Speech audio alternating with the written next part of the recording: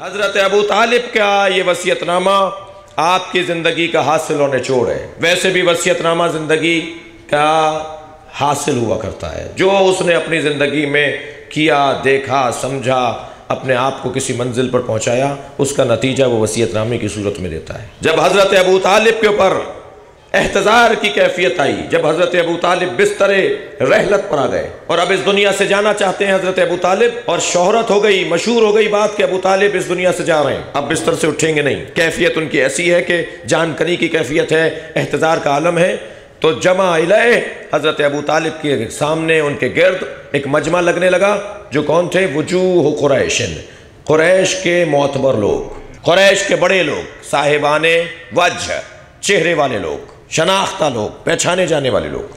فاوصاہم، حضرت ابو طالب نے انہیں دیکھ کر وصیت کرنا شروع کی۔ فقال یا معاشر القریش، آواز دے کر کہا، اے اہل قریش، اے سرداران قریش، انتم صفوۃ اللہ من خلقہ، تم اللہ کی مخلوق میں چنے ہوئے اور منتخب لوگ ہو، تم صفوۃ اللہ ہو، اللہ کے منتخب لوگ ہو مخلوق الہی پر۔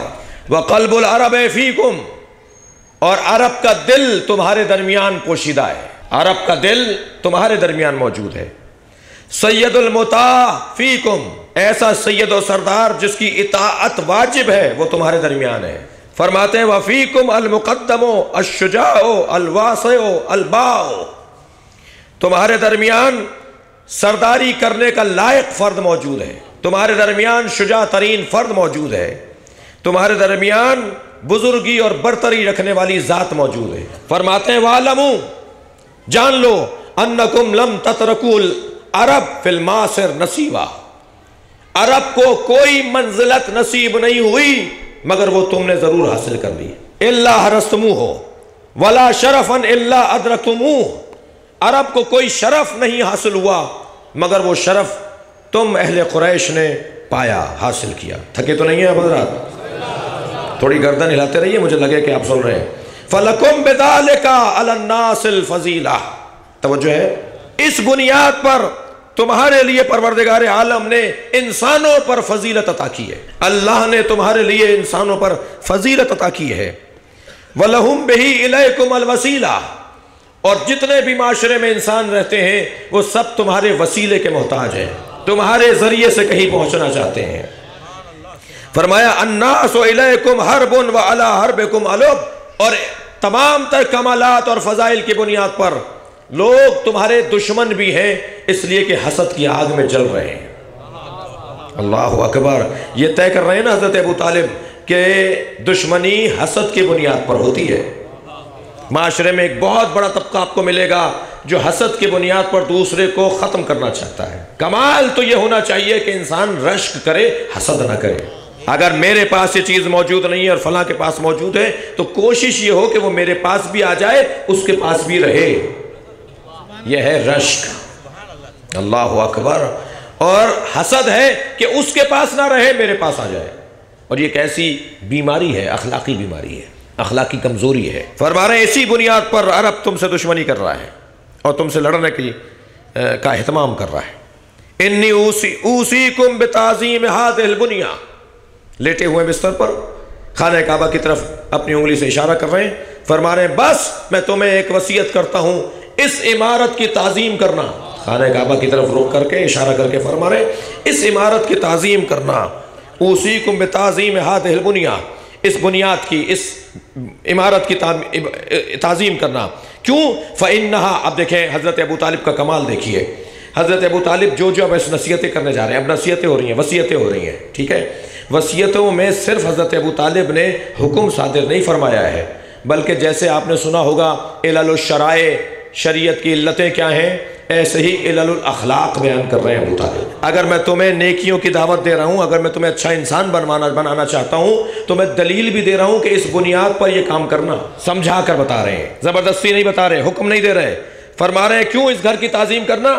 فَإِنَّهَا فِيهَا مَرَضَاتٌ لِلرَّبِّ، اس میں تمہارے لیے 3 فائدے ہیں۔ سب سے پہلا فائدہ اس میں یہ ہے کہ کعبے کی تعظیم کرو، رب راضی ہو جائے گا۔ فیہا مرضات للرب، رب کی مرضیاں اس میں ہیں۔ وقواما للمعاش، اور دوسرا فائدہ کعبے کی تعظیم کرنے سے یہ ہوگا تمہاری معیشت بہتر ہو جائے گی۔ اللہ اکبر! کون کہتا ہے عبادت کرنے سے معاش خراب ہوتا ہے؟ جی عبادت کرنا فارغ لوگوں کا کام ہے۔ دنیا کا کاروبار، دنیا کا ماہر ترین تاجر ہے ہی وہ جو اچھا حاجی ہو۔ نبی فرما رہے ہیں، میں نہیں کہہ رہا، اگر کسی کو حج کا کم سے کم انعام دیا جاتا ہے تو یہ دیا جاتا ہے کہ آئندہ سال تک اس کے رزق کو معین کر دیا جاتا ہے، تمہارا معاش بہتر ہو جائے گا۔ قرضہ لے کے بھی حج کرنے جاؤ، میں کہہ رہا ہوں، قرضہ لے کے فریج تو خرید لیتے ہیں، قرضہ لے کے پلاٹ تو خرید لیتے ہیں، قرضہ لے کے فلیٹ تو لے لیتے ہیں، قرضہ لے کے کبھی اللہ کی عبادت بھی تو کی جائے، قرضہ لے کے کبھی جانور قربان بھی تو کیا جائے۔ سلوات پڑھیں ذرا محمد و آل محمد۔ فرما رہے ہیں اس کے اندر قواما للمعاش وثباتا للوطاء، اور اس کے اندر تمہاری قدموں میں مضبوطی آئے گی، استقامت تمہیں نصیب ہوگی اگر تم نے خانہ کعبہ کی تعظیم کی۔ اب سنیں حضرت ابو طالب کی وصیت کا دوسرا حصہ، آگے بڑھ رہی ہے بات۔ سلو ارحمکم، اپنے رشتہ داروں سے تعلقات بحال رکھو۔ شب عاشور نصیحتیں سنا رہا ہوں حضرت ابو طالب کی۔ سلو ارحمکم، اپنے رشتہ داروں سے تعلقات بحال رکھو۔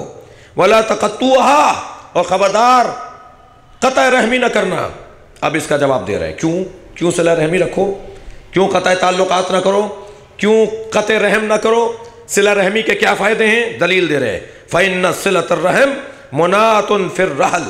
پہلا فائدہ صلہ رحمی کا یہ ہے تمہاری عمر بڑھ جائے گی۔ اگر چاہتے ہو اپنی زندگیاں بڑھاؤ تو رشتہ داروں سے تعلقات کو بحال کرو۔ دوسرا فائدہ وزیادۃ فی العدد، تمہاری تعداد میں اضافہ ہو جائے گا، تمہارے گھر میں برکتیں ہونے لگیں گی۔ اپنے رشتہ داروں سے تعلقات اچھے رکھو۔ وَاتْرَكُوا الْبَاغِ، سنو بغاوت ترک کر دو۔ اب یہ لفظ بغ کیا اور بغاوت کا معمولاً استعمال ہوتا ہے گروہوں کے درمیان تصادم، تنظیموں کے درمیان تصادم، ملکوں کے اندر سیاسی اور مذہبی جماعتوں کی بغاوت، یا مثال بغاوت اس معنی میں آتا ہے کہ جی کسی کے خلاف کھڑے ہو جانا، ٹھیک ہے صحیح۔ لیکن یہاں حضرت ابو طالب جو فرما رہے ہیں باغ کا لفظ، وَاتْرَكُوا الْبَاغِ، باغ سے مراد یہ جو ہمارے گھروں میں جو رشتے ہوتے ہیں، نند، دیورانی، جٹھانی، جی یہ جو ہمارے گھر کے اندر رشتے ہوتے ہیں، ان میں جو شرارتی کام ہو رہے ہوتے ہیں نا، اس کی ادھر سے اس کی لگا دی، اس کو ادھر پہنچا دیا، اس کا خبر اس کو دے دی، تمہارے لیے یہ کہہ رہی تھی، تمہارے لیے وہ کہہ رہی تھی۔ اچھا میں بات تو آپ سے کر رہا ہوں اور مخاطب کر رہا ہوں عورتوں کو، اس لیے کہ مجھے معلوم ہے ہمارے بنی ہاشم میں بہت بڑی تعداد خواتین کی بیٹھی ہوئی ہے۔ جی میں کیسے نظر انداز کر دوں مسائل کو؟ بھائی کچھ آپ کے ہاں بھی بہت زیادہ کام رضی اللہ تعالیٰ عنہ نہیں ہے، مجھے معاف کریں گے، آپ تھکے ہوئے بہت ہیں، مگر میں جلدی حضرت کی اس وصیت نامے کو پڑھ کر سنا رہا ہوں۔ حضرت فرما رہے ہیں وَاتْرَكُوا الْبَاغِ، یہ جو ٹول لگانا، ادھر سے ادھر پہنچانا اور بغاوت پھیلانا اور لڑائیاں کروانا، اس کو ترک کر دو، یہ کام اچھا نہیں ہے۔ وَاتْرَكُوا الْبَاغِ وَالْعُقُوقِ، والدین کی نافرمانی چھوڑ دو، والدین کی نافرمانی نہ کرو۔ فَفِيهِمَا، ان دونوں کاموں میں لڑائی کروانا، ادھر سے ادھر لگانا، والدین کی نافرمانی کرنا، ان دونوں کاموں میں بڑا نقصان ہے، اور وہ کیا ہے؟ حلق القرون، خاندان برباد ہو جاتے ہیں، خاندان برباد ہو جاتے ہیں۔ عجیب الداعی، اگر کوئی تم سے مدد مانگ رہا ہو اسے جواب دو، اس کی مدد کرو۔ کوئی تمہیں پکار دے رہا ہو کہ مدد کرو، اس کی مدد کرو۔ خبردار ابو طالب کو پسند نہیں ہے یہ جملے کہ ہم کیا کر سکتے ہیں اور ہم کیا کر لیں گے۔ ابو طالب کے لغت میں مدد مانگنے والے کو جواب دینا واجب ہے، چاہے تم اپنی حیثیت کا جواب دے رہے ہو۔ یہ کس نے کہا ہے کہ جو اسے چاہیے وہ پہنچا دو؟ کم سے کم کوشش کرنے والوں میں تو شمار کیے جاؤ۔ اس نے آواز دی تھی، اس نے مدد کے لیے پکارا تھا، ہم اتنا کچھ نہیں کر سکتے تھے لیکن چلے گئے اس کے پاس، اسے بات کر لی، اسے تسلی دے دی، اسے حوصلہ دے دیا، اتنا تو کر لو۔ مجھے یاد ہے حضرت آیت اللہ العظمیٰ امام خمینی علماء کرام سے خطاب فرما رہے تھے، اور ہمارے وہ ابتدائی ایام تھے، تو انہوں نے ایک جملہ بڑا عظیم فرمایا، بہت کچھ فرمایا،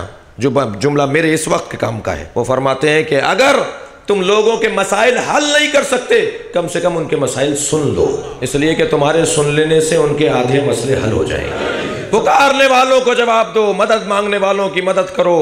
وَأَيْتُ السَّائِلِ، اور اگر کوئی سوال کر رہا ہو تو اسے عطا کرو، کچھ مانگ رہا ہو تو اسے دے دو، جتنا دے سکتے ہو دے دو، اس لیے کہ دینے کا تعلق پیسے سے نہیں ہے، دل سے ہے۔ ہمت تو کرو، ہمت تو کرو، اللہ اکبر۔ فَإِنَّ فِيهَا، اب دیکھیں جواب دے رہے ہیں، علت بتا رہے ہیں حضرت ابو طالب، کیوں مانگنے والوں کا سوال کرنے والوں کا جواب دو، کیوں پکار لگانے والوں کی مدد کرو، کیوں کرو؟ اس کا ایک فائدہ ہے، فَإِنَّ فِيهَا شَرَفُ الْمَوْتِ وَالْحَيَاةِ، اس لیے کہ اس میں اچھی موت اور اچھی حیات پوشیدہ ہے۔ اگر تم نے لوگوں کے مسائل کو حل کیا تو تمہاری موت اچھی ہوگی اور تمہاری حیات اچھی ہو جائے گی۔ اللہ اکبر۔ وعلیکم بالصدق الحدیث واداء الامانہ، میں تم پر واجب قرار دیتا ہوں کہ سچ بولا کرو۔ ایک آدھ دو ہی سبحان اللہ بول رہے ہیں، بھائی گردن ہلانے پہ پابندی نہیں ہے، گردن ہلا دیا کریں، نفسیاتی مسئلہ ہے تھوڑا سا۔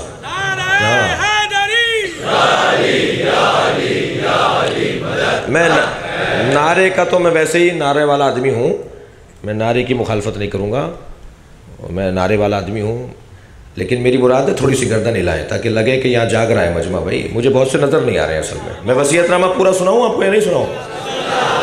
جی، حضرت ابو طالب کا وصیت نامہ پڑھ رہا تھا اور شاید بہت سارے بچوں کے لیے نئی چیز ہو۔ وعلیکم بالصدق الحدیث، میں تمہیں سچ بولنا واجب قرار دیتا ہوں، سچ بولتے رہنا۔ واداء الامانہ، اور امانتوں میں خیانت نہ کرنا۔ کوئی تمہیں اگر امانت سوچ پہ سونپے تو اس کو اس تک لوٹا دو صحیح و سالم کیفیت میں۔ اب دلیل کیا ہے؟ کیوں سچ بولیں؟ بچوں کو سمجھا رہے ہیں یا پوری قوم کو سمجھا رہے ہیں؟ حضرت ابو طالب پوری قوم کو سمجھا رہے ہیں کیوں سچ بولو، کیوں امانتیں لوٹاؤ۔ دلیل کیا ہے؟ فَإِنَّ فِيهِمَا مُحَبَّةٌ فِي الْخَاصِ وَمَكْرَمَةٌ لِلْعَامِ، اس لیے کہ سچ بولنے سے اور امانتیں لوٹانے سے اللہ اکبر خواص میں محبتیں ایجاد ہو جاتی ہیں اور عوام میں تعظیم ایجاد ہو جاتی ہے۔ معاشرے کے جو خاص لوگ ہیں وہ تم سے محبت کریں گے اور معاشرے کے جو عام لوگ ہیں وہ تمہاری تعظیم کریں گے۔ اب یہ 15 جملے پڑھ چکا ہوں میں اب تک 15 جملے حضرت ابو طالب کے پڑھ چکا ہوں۔ اب دیکھیے 16ویں جملے میں کیا ارشاد فرما رہے ہیں؟ انی اوصیکم بمحمد خیرا، میں تمہیں وصیت کرتا ہوں محمد کے بارے میں کہ اس کے ساتھ اچھا برتاؤ رکھنا۔ اللہ اکبر۔ اب کیوں اچھا برتاؤ رکھیں بھائی؟ یہاں پر بھی علت بتا رہے ہیں، سرکار دو جہاں کے فضائل بھی پڑھ رہے ہیں اور وصیت بھی کر رہے ہیں۔ میں محمد کے بارے میں تمہیں وصیت کرتا ہوں کہ اس کے ساتھ نیکی کرنا، اچھائی رکھنا، خیر رکھنا اس کے ساتھ۔ فَإِنَّهُ أَمِينٌ فِي قُرَيْشٍ وَالصِّدِّيقٌ فِي الْعَرَبِ، اس لیے کہ میرا محمد قریش میں امین ہے اور عرب میں صدیق ہے۔ سارا عرب اسے سچا کہتا ہے اور سارا قریش اسے امین کہتا ہے۔ دلیل دے رہے ہیں، اس کی تعظیم کرو۔ وَهُوَ جَامِعٌ لِهَذِهِ الْخِصَالِ الَّتِي أُوصِيكُمْ بِهَا، اور جتنے بھی میں نے ابھی فضائل پڑھے کہ یہ کرنا، بس یہ کام نہ کرنا، یہ کام مت کرنا، سچ بولنا، امانت ادا کرنا، صلہ رحمی رکھنا، خانہ کعبہ کی تعظیم کرنا، سید اور سرداری کرنا، لوگوں کے سائلوں کو اور لوگوں کے سوالوں کو حل کرنا، لوگوں کو مدد فراہم کرنا، یہ سارے کام فرماتے ہیں یہ جتنے بھی کام ہیں وَهُوَ جَامِعٌ لِهَذِهِ الْخِصَالِ، محمد کے اندر یہ ساری صفتیں پائی جاتی ہیں جو میں تمہیں کہہ چکا ہوں۔ وَهُوَ جَامِعٌ لِهَذِهِ الْخِصَالِ الَّتِي أُوصِيكُمْ بِهَا وَقَدْ جَاءَكُمْ بِأَمْرٍ قَبِلَهُ الْجِنَانُ وَأَنْكَرَهُ اللِّسَانُ مَخَافَةَ السَّنَانِ۔ اب حضرت ابو طالب کے اس وصیت نامے میں یہی وہ جملہ ہے کہ جو متشابہات میں سے ہے۔ قرآن مجید میں آیات محکمات بھی ہیں، قرآن مجید میں آیات متشابہات بھی ہیں۔ جو معاشرے کے اندر فساد پھیلانا چاہتے ہیں وہ کون سی آیات سے استفادہ کرتے ہیں؟ متشابہات سے۔ اور جو معاشرے کے اندر اچھائی اور خیر اور فلاح پھیلانا چاہتے ہیں وہ محکمات سے استفادہ کرتے ہیں۔ حضرت ابو طالب کے پورے وصیت نامے میں جتنے جملے ہیں وہ محکمات پر مشتمل ہیں، ایک جملہ ہے جو متشابہات پر مشتمل ہے، اور جن کے دل ٹیڑھے ہوتے ہیں نا وہ قرآن مجید کی آیات متشابہات سے استفادہ کرتے ہیں، اور جن کے دل دنیا میں ٹیڑھے ہیں وہ ابو طالب کے اس جملے سے فائدہ لیتے ہیں۔ وہ جملہ کیا ہے حضرت ابو طالب کا؟ حضرت ابو طالب کیا فرما رہے ہیں؟ متشابہ جملہ ہے، وَقَدْ جَاءَكُمْ بِأَمْرٍ، یہ میرا محمد تم تک آیا ہے امر نبوت لے کر، قَبِلَهُ الْجِنَانُ، میں نے اسے دل سے مانا ہے۔ بھائی کلمہ اور کسے کہا جاتا ہے؟ اپنے وصیت نامے میں فرما رہے ہیں میں نے قَبِلَهُ الْجِنَانُ، جسے دل سے مانا گیا ہے، میں نے اسے دل سے مانا ہے۔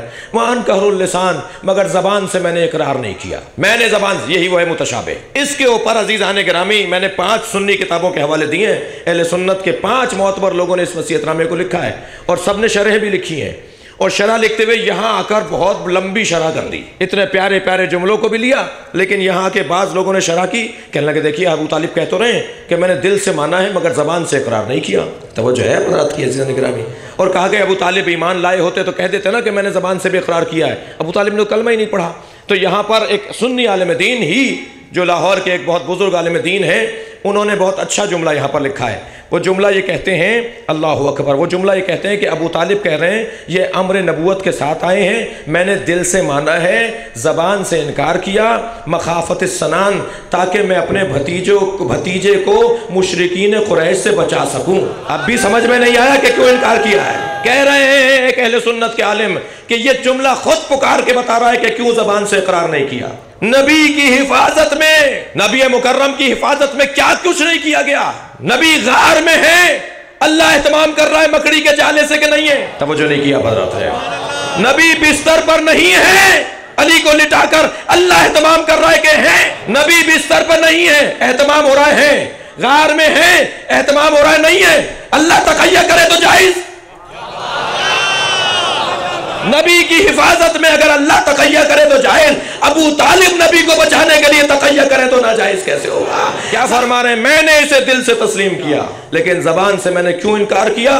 مخافت السنان، تاکہ میں اپنے بھتیجے کو ان کے شر سے بچاؤں۔ اللہ اکبر۔ عزیزان گرامی، اب انداز دیکھیے حضرت ابو طالب کا، کیا فرما رہے ہیں؟ اے مولا لا کانی انظر الی مسالیب العرب وَأَهْلِ الْعِزِّ فِي الْأَطْرَافِ وَالْمُسْتَضْعَفِينَ مِنَ النَّاسِ قَدْ أَجَابُوا دَعْوَتَهَا۔ میں اللہ کی قسم کھا کر تمہیں بشارت دیتا ہوں، اللہ اکبر، میں اللہ کی قسم کھا کے تمہیں بشارت دیتا ہوں، میری نگاہیں دیکھ رہی ہیں کہ گاؤں دیہاتوں کے غریب مسکین لوگ، اللہ اکبر، گاؤں دیہاتوں کے غریب مسکین لوگ اس کی طرف رغبت کر رہے ہیں۔ حضرت ابو طالب کے نزدیک مہنگے کپڑے پہننے والوں کی حمایت معیار نہیں ہے، حضرت ابو طالب کے نزدیک پھٹے ہوئے کپڑے پہننے والوں کی حمایت معیاری ہے۔ غریب اور مسکینوں کی حمایت، تو ہی دستوں اور فقیروں کی حمایت ابو طالب کے نزدیک اہمیت کی حامل ہے۔ میری نگاہیں دیکھ رہی ہیں کہ عرب کے غریب مسکین دیہات کے لوگ اس کی طرف رخ کر رہے ہیں، اور مستضعفین من الناس، اور جن لوگوں کو انسانوں کے جن لوگوں کو دبایا گیا ہے، کچلا گیا ہے، مارا گیا ہے، ان کے حقوق پامال کیے گئے ہیں، وہ اس کی طرف رغبت کر رہے ہیں اور اس کی دعوت کو قبول کر رہے ہیں۔ مجھے یہ کچھ نظر آ رہا ہے۔ صدقوا کلمتہ وعدموا امرہ، یہ لوگ اس کے کلمے کی تصدیق کر رہے ہیں، یہ لوگ اس کی امر نبوت میں اس کی عظمت کو تسلیم کر رہے ہیں۔ فخاض بہم غمرات الموت، اور بہت سارے لوگوں کو اس پہ موت آ رہی ہے۔ اب دیکھیے حضرت ابو طالب کیا فرما رہے ہیں، میں بہت زیادہ تشریح میں نہیں جا رہا، لیکن جہاں بہت ضرورت ہے وہاں کہہ رہا ہوں۔ فصارت رؤساء قریش وصنادیدها اذنابا ودورها خرابا، میں دیکھ رہا ہوں، اللہ اکبر، میں دیکھ رہا ہوں قریش کے وہ سردار جو میرے محمد کو تنگ کرتے رہے، پریشان کرتے رہے، میں دیکھ رہا ہوں وہ ذلیل ہونے کی طرف جا رہے ہیں، میں دیکھ رہا ہوں ان کے گھر برباد ہو رہے ہیں، اور میں دیکھ رہا ہوں جنہیں کل ضعیف کیا جاتا تھا، کچلا جاتا تھا، وہ معاشرے کے سردار بننے جا رہے ہیں، غریبوں کی حکومت آنے والی ہے۔ صلوات پڑھیں محمد والے۔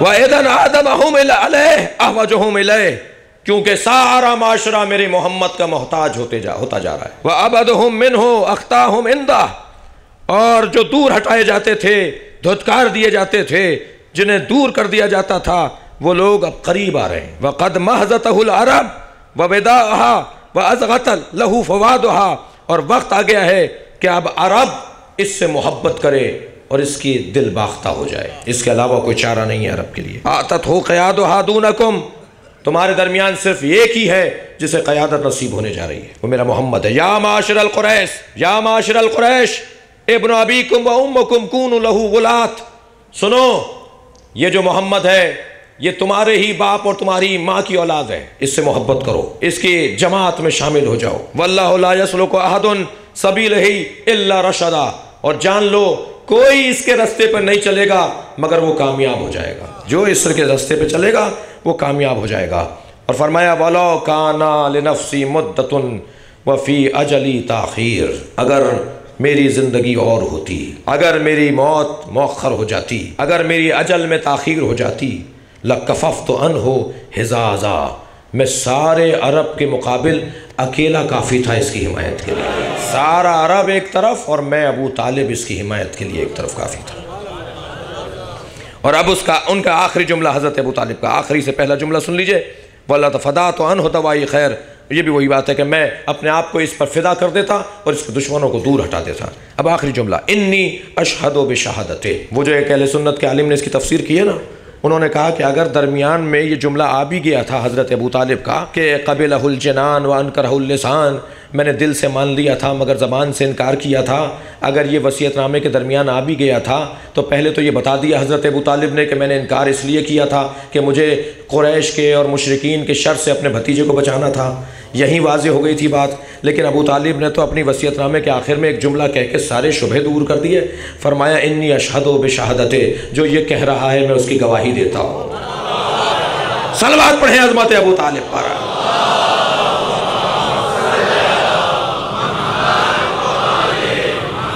جو یہ کہہ رہا ہے میں اس کی گواہی دیتا ہوں۔ عزیزان گرامی، محسن کش قوم کبھی بھی معاشرے میں خدمت نہیں کر سکتی۔